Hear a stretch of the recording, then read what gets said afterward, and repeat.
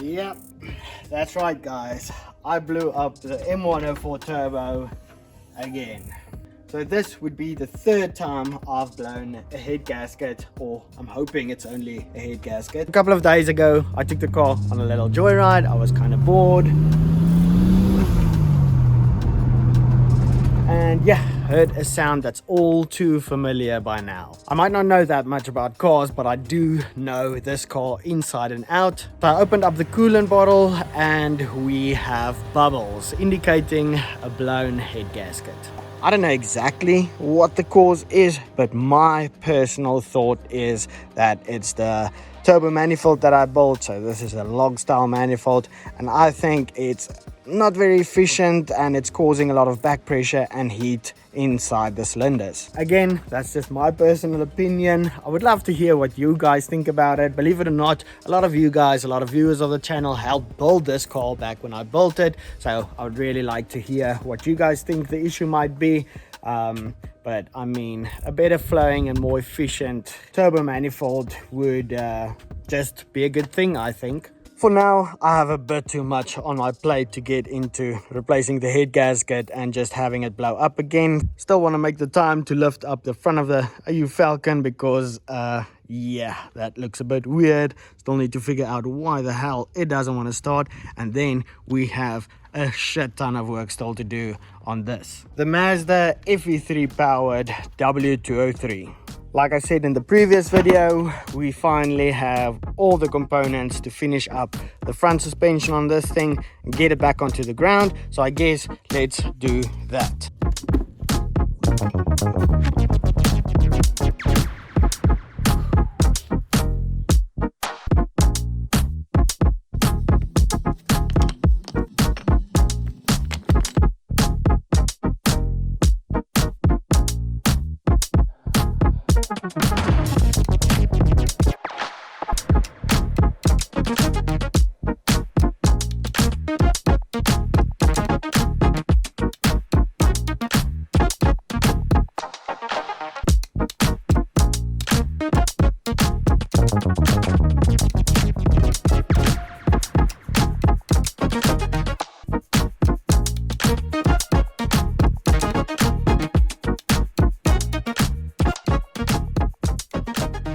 I won't recommend doing this, but I am going to be cutting these springs before getting them mounted back on the new shocks, or at least I'm going to try mount them back on. So I'm going to be doing that for two reasons. Number one being I had great luck cutting the springs on the M104 Turbo, lowered the car back down, and it didn't affect the handling all that much. And reason number two is getting them back onto the shocks with these tools. Now, I don't know if I will be able to do it, but I'm going to give it a try. Otherwise, I'll have to take them in to a fitment shop to get them back on there. And then somewhere, somehow, I misplaced this little ring. It's like a bearing that goes in there. Let me show you on this one. So now I need one of those before I can get the other shock back together. But let's cut these springs and see if we can at least get one done, and then continue working on the brakes and the calipers and everything like that.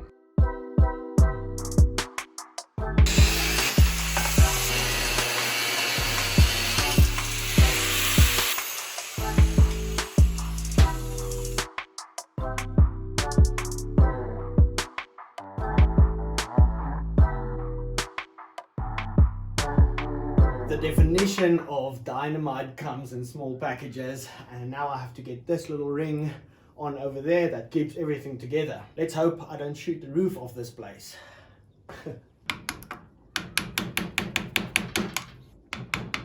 Goes without saying, this is not the right way to do this, but I think I got it. So now I can release these clamps.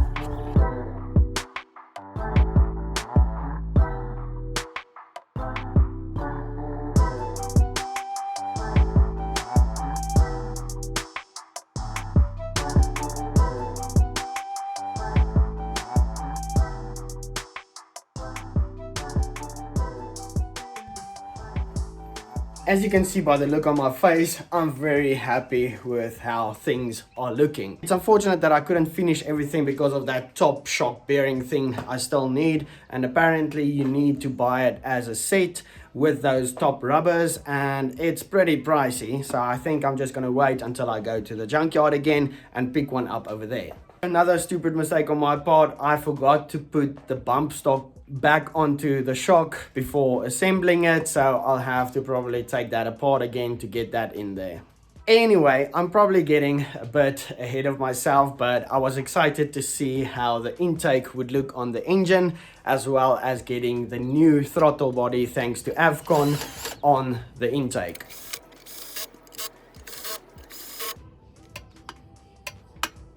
It's going to be close, but I don't think we'll have any clearance issues. The intake manifold sits a bit high, but it seems like it's going to fit. I guess later on we can cut it over here and clock it a bit down and then get started on the boost pipes and everything like that. But I am saving up for a new tool that's going to be a game changer in building the boost pipes. And then we are just about ready to get started mounting the intercooler and the radiator. But I did want to spend some more time on the interior pieces, so I finally got all the aluminium pieces cut out to cover all the holes in the dashboard.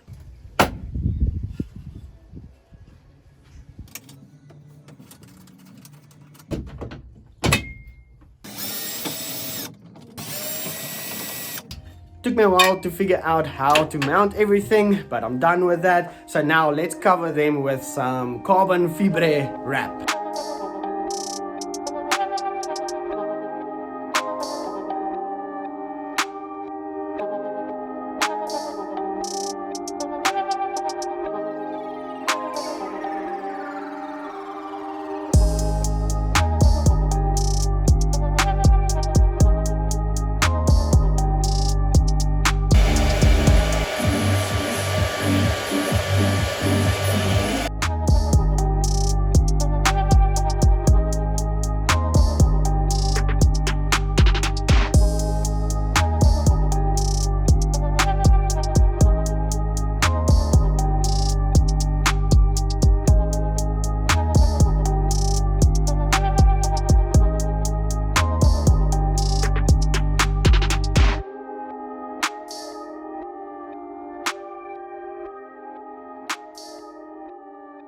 Now the interior parts didn't come out perfect, but I think it looks kind of cool. And with that, the interior is just about done, even though it might not look like it. But we just need a seat, and then we still need to figure out the gear shifter, because currently with the gearbox, the gear shifter is deep inside the dash. So we'll have to figure out to build some kind of mechanism to move it back to where it needs to be. That's going to be a whole new project on its own. So we have the main power switch just on the right side of the steering wheel. That's going to power the vehicle on and off with a push button, as well as a switch just for the headlights. I have so many cool ideas on the exterior of the car I want to get started on, like a wing. I still do want to paint the car at some stage, but before we do all that, I really do want new wheels for the car. So I'm currently on a 6-hour trip to pick up the new wheels, and yes, I'm doing that in the good old C220. Yeah, that's almost 20 kilometers on a liter of diesel, which I think is just amazing. But anyway, that's about it. We're gonna get time for this week. I hope you guys enjoyed the video. If you did, please remember to hit the like button, and then I'll see you in the next one, hopefully with some badass wheels for the Mazda-Rati Benz.